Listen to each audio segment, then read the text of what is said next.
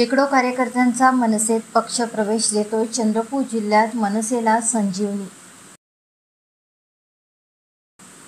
जिल्ह्यात महाराष्ट्र नवनिर्माण सेनेची संघटनात्मक बांधणी विखुरली असली तरी काही मनसे पदाधिकारी पक्षाच्या संघटन बांधणीला महत्त्व देऊन पक्षात विविध सामाजिक राजकीय कार्यकर्त्यांचा मनसेत प्रवेश करून घेण्याचा सपाटा चालवित आहे।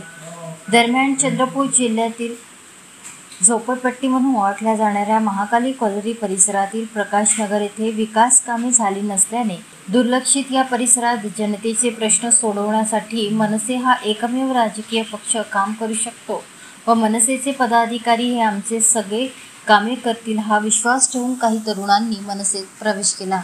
या वार्डातील कामगार सेना जिल्हाध्यक्ष अमन अंदेवार यांच्या नेतृत्वात शेकडो युवक व महिलांचा मनसेत पक्षप्रवेश घेण्यात आला।